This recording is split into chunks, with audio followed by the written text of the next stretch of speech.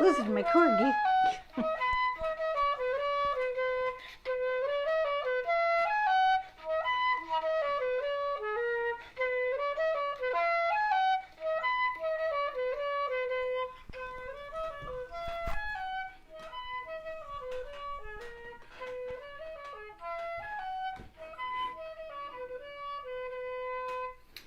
Hi, this is Sally Morgan, physical therapist, craniosacral therapist, and Tellington T-Touch practitioner for animals and people.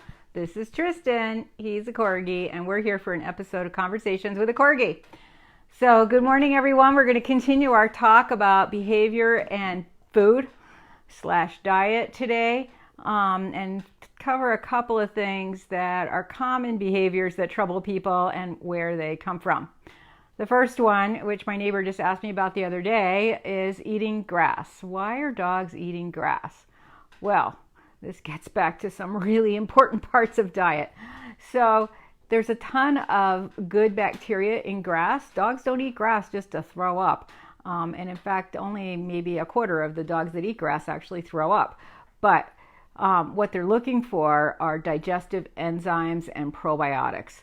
So no matter you've been feeding your dog some good food or crappy food for his whole life, adding probiotics to their diet can really, really help them.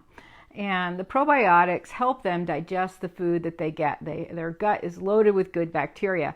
If your dog is eating grass, chances are he has all kinds of problems going on. Poor bacteria in the gut is associated with immune problems, which you might see in other ways in your dog's outward appearance, and also in their behavior. So you can't afford not to give your dog a probiotic. And if your dog is eating a very poor quality food, first of all, get better food. Get the best food you can possibly afford.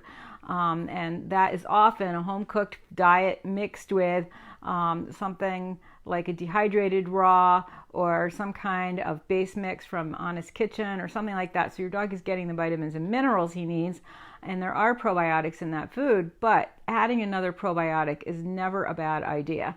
And especially if you're feeding your dog any kind of kibble, even the most expensive, best, supposedly great kibble in the world, adding a probiotic is going to help your dog a lot. And if your dog is eating grass, that's a sign he needs more probiotics.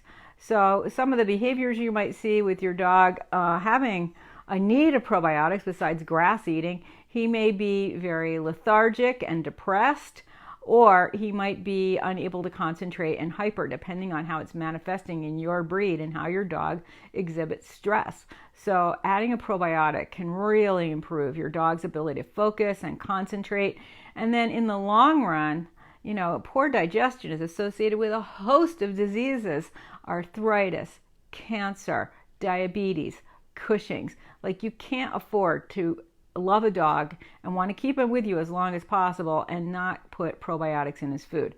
And of course, anytime your dog is on an antibiotic, and with this Lyme or Ehrlichia anaplasmosis problem we have nationwide, many dogs are on antibiotics for a month or more.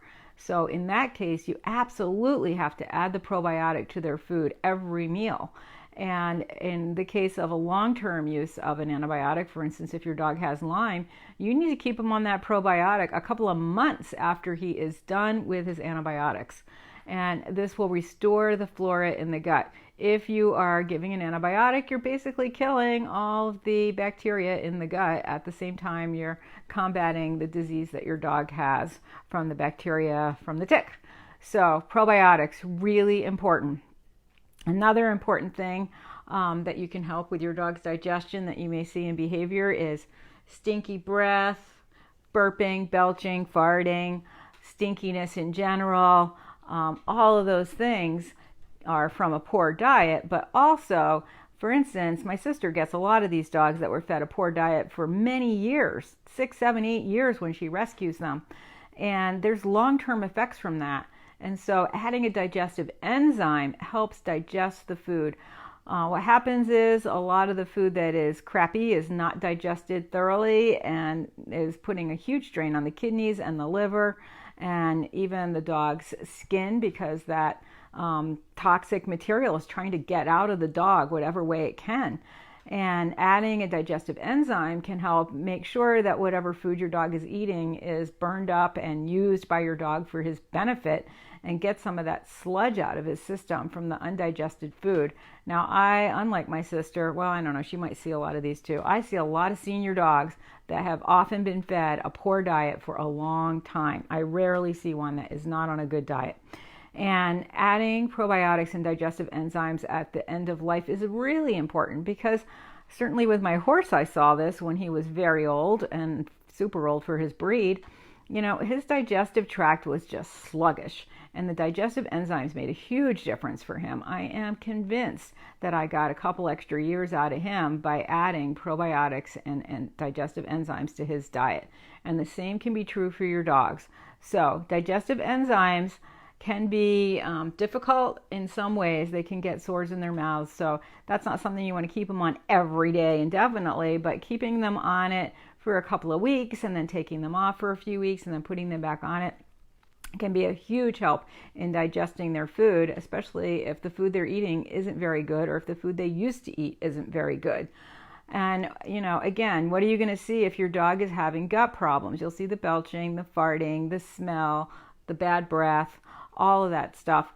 And that's going to lead to a dog that doesn't want to play, isn't very interested, could be really depressed, laying in the corner, usually overweight, which leads to other problems in terms of behavior. They don't want to interact, and they're miserable. They're just like you would be. And, we have a huge responsibility when these little beings come to share a life with us. And it is really, really imperative that we understand everything we can about them and keeping them healthy. And so therefore, probiotics and digestive enzymes are never a bad idea for dogs. We don't allow them to eat what they would normally eat in the wild. And let's face it, these dogs have been domesticated for thousands of years. I don't know that eating wild food is going to be of great benefit to a Shih Tzu lost in the woods anyway, but we have a responsibility to feed them what we know is proper for them. We know what good food is. We know that people need probiotics, prebiotics, and digestive enzymes, and the prebiotics feed the probiotics. So you've got these bacteria, the good bacteria in your stomach. So the probiotics create more bacteria, the prebiotics feed that. And that's part of this trio of things that you need. And this is going to decrease immune problems in your dog and really improve their overall quality of life. You may see your dog start to lose weight and just become more vibrant and overall more healthy. Right, Tristan? You like your probiotics, don't you? And your digestive enzymes. He's actually due for a course of digestive enzymes right about now. He's, and the other thing is to change the diet sometimes. Don't feed your dog the same thing every day for years on end. Swap out the protein, get a different one, change the mix so that it's, with him, he eats duck and turkey. God willing, I could give him rabbit, but I just can't feed him rabbit. So anyway, I mix out the proportions of the duck and the turkey, and I try to give him eggs and some beef and pork sometimes, just to mix it up a little bit so that he has some variety in his diet. And they all supply different levels of, protein and, the different amino acids that are in the different kinds of meat, and so they all work together to make this a healthier dog. And I have put a lot of time into training this dog and to showing this dog, and he's not going to get DM, and therefore it behooves me to feed him as well as I can for both of our happiness. So think about adding probiotics, prebiotics, and digestive enzymes to your dog's diet if you want to improve their behavior, their willingness to learn, their ability to learn. And you can find those products on my sister's website, drjudymorgan.com. And if you have any other questions about it, you can also ask her on her Facebook Lives, which are on Judy Morgan DVM. So thanks for joining us today. I think I'll be back tomorrow. I thought I had a commitment in the morning, but I think it's moved up, so it's a little later. So I do want to try to talk about treats. I want to talk about a couple Corgis I saw at the picnic last weekend and what's going on with them. Right, Biscuit? Humidity's gone up today, I'll tell you. It is a humid day. Not so hot, but humid. Thanks for joining us, everybody. Hi, Danny. I hope you have a good morning up there in the Dakotas. And we'll see you guys tomorrow. Bye-bye.